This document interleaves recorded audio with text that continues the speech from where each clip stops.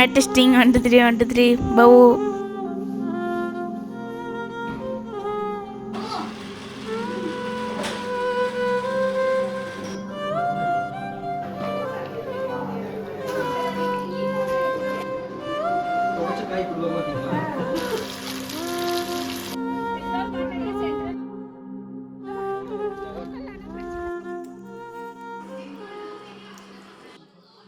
Hello guys, welcome back to our channel. எல்லோரும் எப்படி இருக்கீங்க?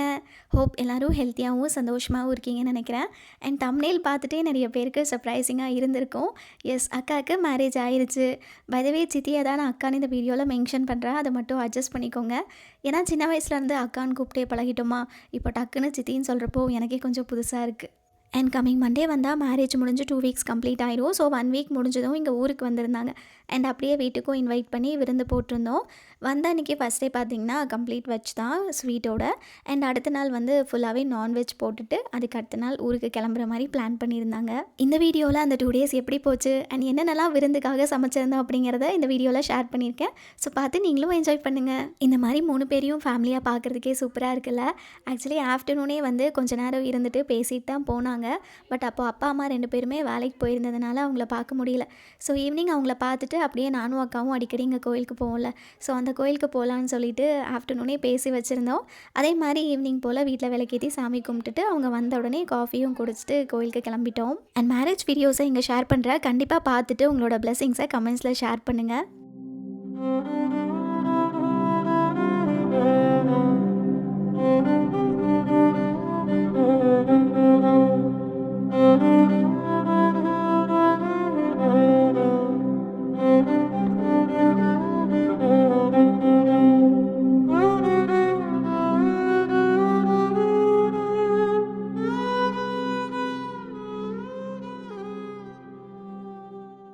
இந்த என்டையர் மேரேஜ் ப்ராசஸே பார்த்திங்கன்னா ஜஸ்ட் 1 மந்த்குள்ளேயே நடந்து முடிஞ்சிருச்சு. அதாவது அக்டோபர் ஸ்டார்டிங்கில் தான் மேரேஜ் ப்ரொப்போசல் வந்திருக்கு. அண்ட் உடனே பொண்ணு பார்க்கவும் வந்திருக்காங்க. அண்ட் அந்த அன்றைக்கே பூ வச்சுட்டும் போயிருக்காங்க. இது எங்களுக்கு சுத்தமாக தெரியாது. அக்கா எப்பயும் போல் வீட்டுக்கு வந்தாங்க. ஆனால் தலை நிறைய பூ வச்சுட்டு பொட்டு வச்சுட்டு வந்து வைக்கப்பட்டுட்டே உட்காந்துருந்தாங்க. எங்களுக்கு ஒரே ஷாக்கிங்காக இருந்தது. அதுக்கப்புறம் என்ன எதுன்னு கேட்டதுக்கப்புறம் பூ வைக்கிற மாதிரி ஃபோட்டோ காமிச்சதுக்கப்புறம் எங்களுக்கே பயங்கர ஷாக்கிங்காக இருந்தது. நிஜமாகவே எங்களுக்கு ஃபோட்டோ பார்த்த உடனே ஒரு சைட் சர்ப்ரைசிங்காகவும் இருந்தது அண்ட் இன்னொரு சைட் ஷாக்கிங்காகவும் இருந்தது. ஏன்னா டக்குன்னு எல்லாமே நடந்துருச்சுல. இந்த மாதிரி ஒரு பேச்சுவார்த்தை போயிட்டு இருந்துச்சுன்னா அது தெரியாது. பட் டக்குன்னு நடக்கும்போது ஒரு மாதிரி மிக்ஸ்ட் எமோஷன்ஸாக தான் இருந்தது. ஸோ ஃபோட்டோலாம் பார்த்தோன்னே எங்களுக்குமே ரொம்ப பிடிச்சிருந்தது. அண்ட் அப்போ வந்து கல்யாண டேட் டிசைட் பண்ணல. இங்கேருந்து போயிட்டு 2 நாள் கழித்து 27th, அதாவது அக்டோபர் 27th மேரேஜ் அப்படின்னு சொல்லி டேட் ஃபிக்ஸ் பண்ணிட்டாங்க. அன்ஃபார்ச்சுனேட்லி எங்கள் 3 பேராலையும் கல்யாணத்தை அட்டன் பண்ண முடியல. எங்கள் வீட்டில் இருந்து அப்பா மட்டும்தான் போயிருந்தாங்க. ரொம்ப சிம்பிளாக தான் கல்யாணம் வச்சுருந்தாங்க, கிராண்டாலாம் கிடையாது. அண்ட் கல்யாணமும் இங்கே இல்லை, சித்தப்பா அவங்க பார்த்திங்கன்னா அன்னூரில் இருக்காங்க. அண்ட் மேரேஜ் வந்து மேட்டுப்பாளையமில் இருக்கிற ஒரு கோயிலில் தான் வச்சுருந்தாங்க. ஸோ இங்கேருந்து சின்னதாக ஒரு பஸ் பேசிட்டு கூட்டிகிட்டு போயிருந்தது. ஸோ எனக்கும் வேலை இருந்துச்சு, அதே மாதிரி தங்கச்சிக்கும் லீவ் இல்லை, அம்மாவுக்கும் லீவ் இல்லை. ஸோ எல்லாருமே ஆக்கியூபைடாக இருந்ததுனால போக முடியல. சரி எப்படியும் இங்கே வருவாங்கள்ல, அப்போ பார்த்துக்கலாம் அப்படின்னு சொல்லிட்டு அப்பா மட்டும் போயிட்டு வந்தாங்க. ஆல்சோ அன்றைக்கி தான் ஃபர்ஸ்ட் டைம் சித்தப்பாவை நேரில் பார்த்தது. அண்ட் அக்காவை ஆஃப்டர் மேரேஜ் அன்றைக்கி தான் பார்த்தோம். ஆனால் பிஃபோர் மேரேஜே அக்கா வீடியோ கால் பேசுகிறப்போ நாங்களும் பேசியிருக்கோம். நல்லா ஜாலியாக பேசுவாங்க. அதே மாதிரி தான் ஆஃப்டர் மேரேஜ் எங்கள் வீட்டுக்கு வந்ததுக்கப்புறம் கூட எல்லார் கூடயும் நல்லா பேசினாங்க. அண்ட் அந்த 2 டேஸுமே நல்லா ஃபன்ஃபில்டாக இருந்துச்சு.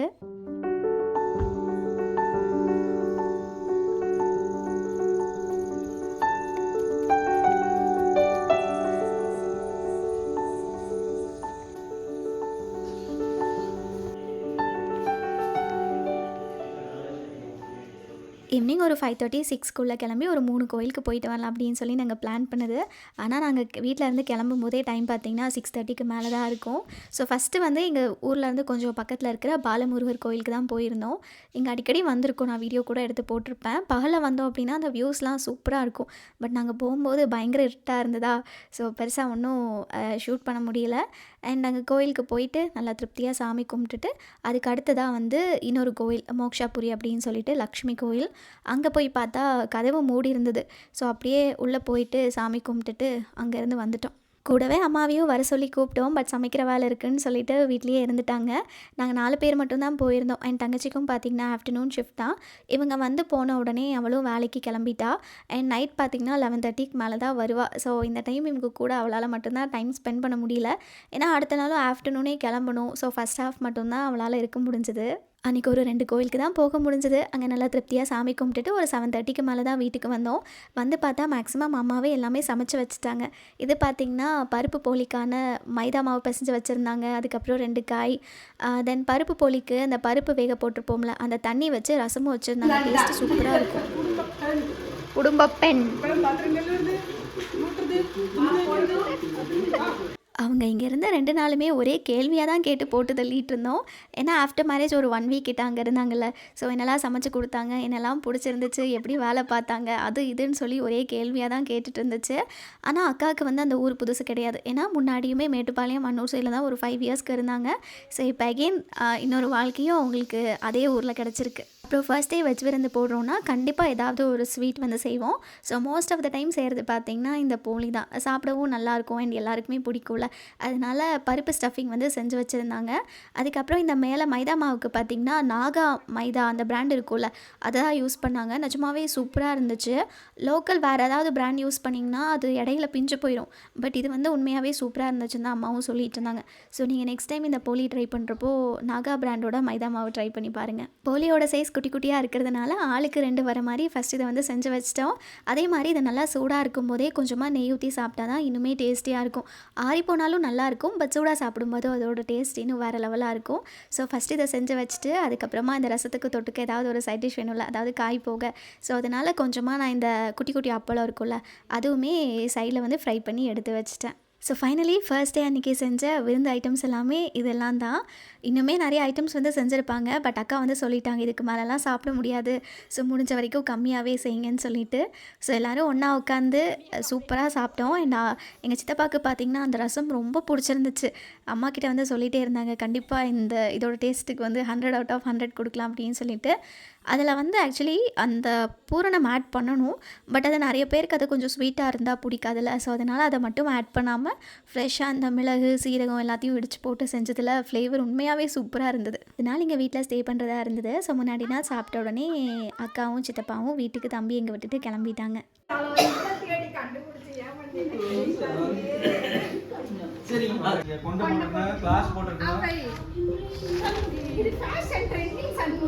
ஆல்சோ நான் அன்றைக்கி போட்டிருந்த குர்த்தி செட்டோட கலர் வந்து எனக்கு ரொம்ப ரொம்ப பிடிச்சிருந்துச்சு. இது பார்த்திங்கன்னா டியூனிக் க்ளோசெட் இன்ஸ்டாகிராம் பேஜ்லேருந்து எனக்கு சென்ட் பண்ணியிருந்தாங்க. கலர் காம்பினேஷன் உண்மையாகவே சூப்பராக இருந்தது. And it's 3 piece. அது போக இந்த பிங்க் கலர் இதுக்கான என்கொயரிஸ் எனக்கு முன்னாடியே நிறைய வந்திருந்துச்சு. இதுவுமே டியூனிக் க்ளோசெட் அவங்கக்கிட்டேருந்து வாங்கினது தான். இதோட நெக் பேட்டர்னும் சரி கலரும் சரி அண்ட் ஸ்லீவில் அந்த லைட்டாக கட் கொடுத்துருப்பாங்க. எல்லாமே சூப்பராக இருக்கும். அண்ட் நான் 2மே எக்ஸசைஸில் தான் வாங்கியிருந்தேன். இந்த 2மே 3 பீஸ் குர்த்தா செட் தான். இதில் நமக்கு டாப் பாட்டம் அண்ட் துப்பட்டாவோட வரும். மெயினாக இந்த அவுட்ஃபிட்டோட துப்பட்டா வந்து எனக்கு ரொம்ப பிடிச்சிருந்துச்சு. நல்ல சாஃப்டாக சூப்பராக இருந்தது. இதே மாதிரி இன்னும் பியூட்டிஃபுல்லான குர்த்தி செட்ஸ் வித் பியூட்டிஃபுல்லான கலர்ஸில் வச்சுருக்காங்க. அவங்க பேஜ் நான் டிஸ்கிரிப்ஷனில் கொடுக்குறேன், மறக்காமல் செக் பண்ணி பாருங்கள்.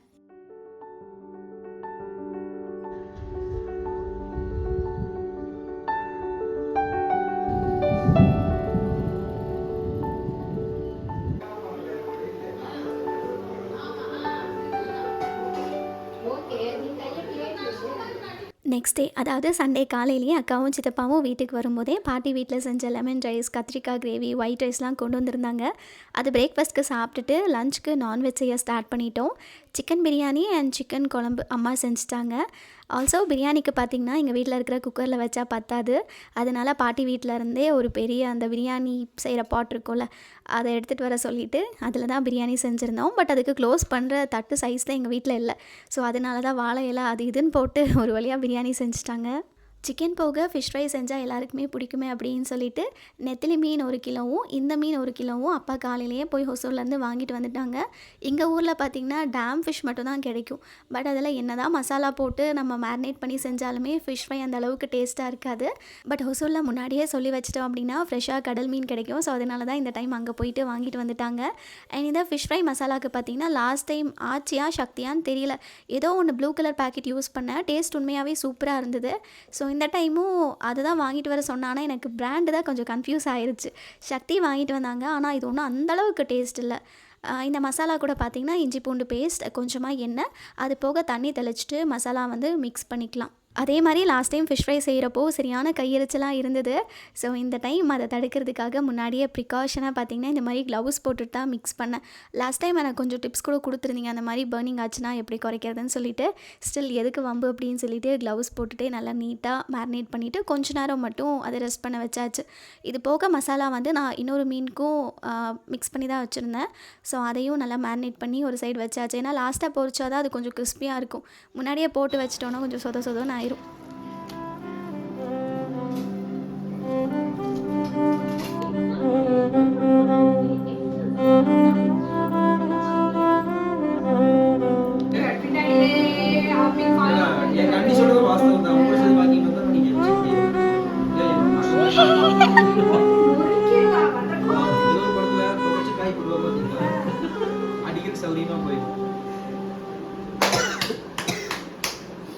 இந்த நெத்திலி ஃப்ரை இருக்குல்ல, இதை நான் ஒரு 2 வாட்டி வெளியே ரெஸ்டாரண்ட்டில் சாப்பிட்ருக்கேன். அங்கே நல்லா சிக்கன் 65 மாதிரி கிறிஸ்பியாக மசாலா ஒட்டி சூப்பராக இருந்தது. ஆனால் இது ஷாலோ ஃப்ரை பண்ணணுமா இல்லை டீப் ஃப்ரை பண்ணணுமான்னு எனக்கு தெரியல.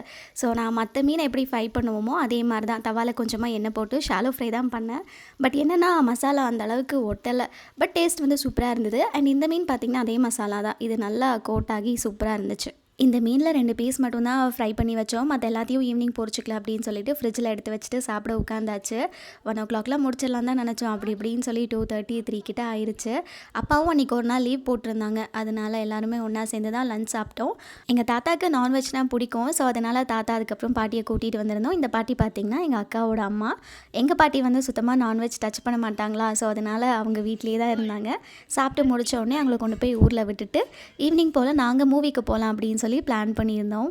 அண்ட் நேற்று மினி விலாகில் இந்த மாதிரி அக்காவுக்கு கல்யாணம் ஆயிடுச்சுன்னு சொன்ன உடனே நிறைய பேர் ரொம்ப அழகாக அவங்களோட பிளெஸிங்ஸ் அண்ட் விஷஸை ஷேர் பண்ணியிருந்தீங்க. எல்லாருக்குமே ரொம்ப ரொம்ப தேங்க்ஸ். அண்ட் அது கூட நிறைய பேருக்கு டவுட்டும் இருந்துச்சு. லைக் தம்பி அக்செப்ட் பண்ணிட்டாங்களா, நல்லா பார்த்துப்பாங்களா, அவங்களுக்கு குழந்தை இருக்கா, இல்லை வந்து தம்பி எங்கே தான் விட்டுட்டு போயிடுவாங்களா, இல்லை அங்கே கூட்டிகிட்டு போவாங்களான்னு சொல்லி நிறைய டவுட்ஸ் இருந்துச்சு. அஃப்கோர்ஸ் தம்பியை அக்செப்ட் பண்ணி பார்த்துக்குறோம் அப்படின்னு சொன்னதுக்கப்புறம் தான் எங்கள் அக்கா கல்யாணத்துக்கே ஒத்துக்கிட்டாங்க. மோரோவர் அவங்களுக்கும் குழந்தை இல்லை. இப்போ இந்த ஒரு பையன் மட்டும்தான். நாங்கள் பார்த்த அந்த பாஸ்ட் 2 டேஸுமே ஒரு ஃபாதருக்கும் சன்னுக்கும் எந்த மாதிரி ஒரு பாண்ட் இருக்குமோ அந்த மாதிரி தான் 2 பேரும் அழகாக பேசிகிட்டு இருந்தாங்க. இவனும் ஆசையாக அப்பா அப்பா அப்படின்னு கூப்பிட்டே ரொம்ப நாள் ஆச்சு அதெல்லாம் பார்த்து. ஸோ 2 பேரோட பாண்டும் நல்லாயிருக்கு. அண்ட் கண்டிப்பாக அவங்க நல்லா பார்த்துப்பாங்க. பட் இப்போ 4th ஸ்டாண்டர்ட் படிச்சுட்ருக்கான்ல. ஸோ இந்த அகாடமிக் இயர் முடிகிற வரைக்கும் பாட்டி வீட்லேயும் அப்பப்போ எங்கள் வீட்லேயும் இருந்து தான் முடிக்கணும். ஃபஸ்ட்டே வந்து கல்யாணத்தை பற்றி பேசும்போதே டிசி கேட்டு பார்த்தாங்க. பட் குவார்ட்டர்லி எக்ஸாம் முடிஞ்சிருச்சு. ஸோ டிசி வந்து கொடுக்க முடியாது அப்படின்னு சொல்லிட்டாங்க. சரி எப்படியும் இன்னொரு 4 months தானே, கண்ணை மூடி திறக்கிறதுக்குள்ளே நாள் ஓடிடும்.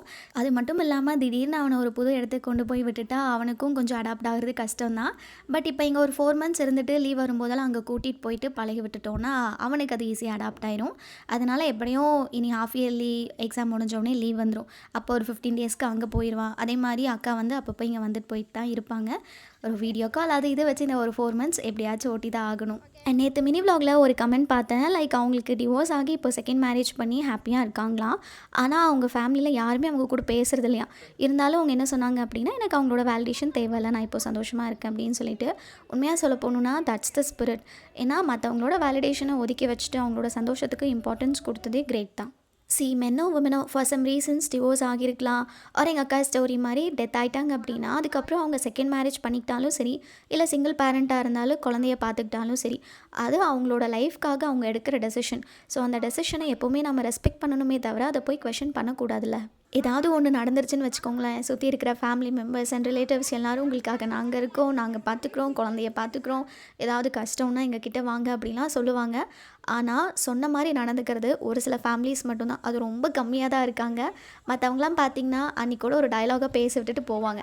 அது நம்ம சீரியஸாக எடுத்துக்கிட்டு ஃப்யூச்சரில் ஏதாவது ஒரு கஷ்டம் அப்படின்னு சொல்லி போய் முன்னாடி நின்னிங்கன்னா எட்டி கூட பார்க்க மாட்டாங்க.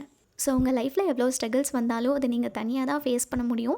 மேபி உங்கள் கூட எந்த எதிர்பார்ப்பும் இல்லாமல் 1-2 பேர் கஷ்டத்தை சொல்லிக்க இருக்காங்க அப்படின்னா யூ ஆர் பிளெஸ்ட். ஸ்டில் அவங்களாலையும் நீங்கள் பேசுகிறது கேட்க தான் முடியுமே தவிர அவங்களால உங்கள் பெயினையோ ஸ்ட்ரகலையோ ஷேர் பண்ணிக்க முடியாது. அதனால் எந்த முடிவை நீங்கள் எடுத்தாலும் உங்கள் லைஃப்க்கு என்ன நல்லா இருக்குன்னு சொல்லி நீங்கள் தான் டிசைட் பண்ணணுமே தவிர அந்த டெசிஷன் மேக்கிங் வந்து மற்றவங்க கிட்ட கொடுக்கக்கூடாது. மேபி அவங்க சொல்கிற சில பாயிண்ட்ஸை வந்து நீங்கள் கன்சிடர் பண்ணலாம், இல்லை இது நமக்கு நல்லா இருக்கும் அப்படின்னு சொல்லி நீங்கள் 1-2 ஏற்றுக்கலாம். பட் அட் தி எண்ட் அந்த டெசிஷன் வந்து உங்களோட தான் இருக்கணும். அது கெரியராக இருந்தாலும் சரி, கல்யாணமாக இருந்தாலும் சரி, எதுவாக இருந்தாலும் சரி, அந்த டெசிஷன் உங்களோட தான் இருக்கணும். நான் பார்த்த வரைக்கும் நம்ம எது பண்ணாலுமே அதில் குறை கண்டுபிடிக்கிறதுக்கு கண்டிப்பாக ஒரு 4 பேர் இருக்க தான் செய்கிறாங்க. இந்த கேஸ்லேயும் பையன் இருக்கல, அப்புறம் எதுக்கு கல்யாணம்னு சொல்லி ஒரு 4 பேருக்கு தோணும். ஆனால் இந்த இடத்துல அப்பாவும் பையனும் மட்டும் இருக்காங்க அப்படின்னா, அதே சொசைட்டி நெக்ஸ்ட் டே அந்த பெண்ணுக்கு கல்யாணம் பண்ணி வைப்பாங்க. ஏன்னா குழந்தைய பார்த்துக்க ஒரு ஆள் வேணுமில்ல. ஆனால் அதே இது பொண்ணுக்கு பண்ணுறப்போ கேள்வியாக வரும். இந்த இடத்துல ஒரு பையனுக்கு செகண்ட் மேரேஜ் பண்ணுறத கரெக்ட்னு அக்செப்ட் பண்ணுற சொசைட்டி, இதே டெசிஷனை ஒரு பொண்ணு எடுத்தால் அதை ரெஸ்பெக்ட் பண்ணணும். அதை விட்டுட்டு குழந்தை இருக்கல, எதுக்கு இன்னொரு வாழ்க்கை, குழந்தைய பார்த்துட்டு இருக்கலாம்லன்னு சொல்கிறது கண்டிப்பாக தப்பு தான். ஸோ ஃபார் த கன்க்ளூஷன், பொண்ணோ பையனோ உங்கள் வாழ்க்கையில் நீங்கள் எடுக்கிற ஒரு முடிவும் பார்த்து யோசிச்சு எடுங்க. பட் அவங்க அதை சொல்கிறாங்க, இவங்க இதை சொல்கிறாங்க, அவங்களுக்கு நான் பண்ணுறது பிடிக்கல, இவங்களுக்கு நான் பண்ணுறது பிடிக்கலன்னு சொல்லி மற்றவங்களுக்கு பிடிச்ச மாதிரி வாழ்க்கையை வாழ ஆரம்பிச்சிங்கன்னா கண்டிப்பாக அந்த வாழ்க்கை உங்களுக்கு பிடிக்காமல் போயிடும். ஸோ உங்களுக்கு என்ன சந்தோஷம் கொடுக்குதோ அதை மட்டும் பண்ணுங்கள். எனக்கு என்ன அவ்வளோ வயசாயிருச்சா, வாழ்க்கையை பற்றி இவ்வளோ பேசிகிட்ருக்கேன். எனிவேஸ், எனக்கு என்ன சொல்லணும்னு தோணுச்சோ அதை நான் எக்ஸ்ப்ரெஸ் பண்ணிட்டேன் ஃப்ரம் மை பர்ஸ்பெக்டிவ். அண்ட் ரீசெண்டாக நான் வைக்கிற மீன் குழம்பு எங்கள் வீட்டில் எல்லாருக்கும் ரொம்ப பிடிச்சிருக்கு. ஸோ அந்த ரெசிபியை குயிக்காக சொல்லிடுறேன். ஃபஸ்ட்டு வந்து நல்லெண்ணெய் மெயினாக அதுதான் சேர்க்கணும். அது கூட கொஞ்சமாக சீரகம், வெந்தயம், கடுகு, மெயினாக இடித்து வச்சுருக்கிற சின்ன வெங்காயம், இடித்து வச்சுருக்கிற பூண்டு, கொஞ்சமாக கருவேப்பிலை சேர்த்து நல்லா வந்து இதை வதக்கணும். அதுக்கப்புறம் பார்த்திங்கன்னா பழுத்த ஒரு 2 தக்காளி, அதையும் குட்டி குட்டியாக கட் பண்ணி சேர்த்துருக்கேன். இந்த ரெசிபி முன்னாடி குக் வித் கோமாளியில் விசித்ரா மேம் இருந்தாங்கள்ல, அவங்க யூடியூப்பில் போஸ்ட் பண்ணது தான். ஈஸியாக இருக்கேன்னு சொல்லி நான் ட்ரை பண்ணது. பட் டேஸ்ட்டு சூப்பராக இருந்தது. எந்த மசாலாவும் அரைச்சலாம் சேர்க்க போகிறது கிடையாது, எல்லாத்தையுமே வதக்கி செய்கிறது தான். ஸோ ஒன்ஸ் இந்த தக்காளி நல்லா வதங்கி வந்ததுக்கப்புறமா 1/4 டீஸ்பூன் மஞ்சள் தூள், அதுக்கப்புறமா 2 டீஸ்பூன் மிளகாய் தூள் வந்து ஆட் பண்ணியிருக்கேன். நீங்கள் எவ்வளோ மிளகாய் தூள் சேர்க்குறீங்களோ அதுக்கு டபுளாக மல்லித்தூள் வந்து ஆட் பண்ணணும். நான் இங்கே வந்து ஒரு 4 டீஸ்பூன் மல்லித்தூள் சேர்த்துட்டு லோ ஃப்ளேமில் வச்சு இதை நல்லா வதக்கி முடிச்சதுக்கப்புறமா ஊற வச்சுருக்கிற புளி தண்ணி அதையும் ஆட் பண்ணிவிட்டு தண்ணி ஊற்றிக்கிறேன். நான் இங்கே வந்து ஒரு 2 கப் வரைக்கும் தண்ணி சேர்த்துருக்கேன். சில பேருக்கு மீன் குழம்பு அப்படின்னா கண்டிப்பாக தேங்காய் பால் வந்து சேர்க்கணும். அப்படி தேங்காய் பால் சேர்க்குற மாதிரி இருந்துச்சுன்னா உப்பு சேர்த்துட்டு இதை நல்லா கொதிச்சு வந்ததுக்கப்புறமா கொஞ்சமாக தேங்காய் பாலும் சேர்த்துக்கலாம். நான் வந்து அதெல்லாம் எதுவுமே சேர்க்கல. ஒன்ஸ் இது நல்லா கொதிச்சு வந்ததுக்கப்புறமா மீன் வந்து ஆட் பண்ணியிருக்கேன். இன்றைக்கி வந்து நெத்திலே தான் எடுத்திருக்கேன். கொத்தமல்லியும் சேர்த்துட்டு இது ஒரு 3 மினிட்ஸ்க்கு கொதிச்சு வந்ததுக்கப்புறமா எடுத்துட்டோன்னா மீன் குழம்பு ரெடி. அண்ட் மறக்காமல் கடைசியில் இன்னும் கொஞ்சமாக நல்லெண்ணெய் மேலே மட்டும் லைட்டாக ட்ரிசல் பண்ணி விட்டிங்கன்னா அதோட ஸ்மெல் இன்னும் சூப்பராக இருக்கும். கண்டிப்பாக இதே மாதிரி ஒன்ஸ் ட்ரை பண்ணி பாருங்கள். டேஸ்ட்டு நிஜமாக நல்லாயிருக்கும். அண்ட் அவ்வளோதான், இதோட நான் இந்த vlog-ஐ முடிச்சுக்கிறேன். அடுத்த வீடியோ பார்த்தீங்கன்னா நீங்கள் எல்லோரும் அடிக்கடி கேட்குற மாதிரி ஒரு பெரிய ஷாப்பிங் ஹால் வீடியோ தான் வரப்போகுது. So stay tune for that. And இந்த வீடியோ உங்கள் எல்லாருக்கும் பிடிச்சிருக்கும்னு நினைக்கிறேன். பிடிச்சிருந்தா மறக்காமல் ஒரு லைக் கொடுங்க. அடுத்ததான் இன்னொரு இன்ட்ரெஸ்டிங்கான வீடியோவில் உங்கள் எல்லாரையும் மீட் பண்ணுறேன். Until then take care, by.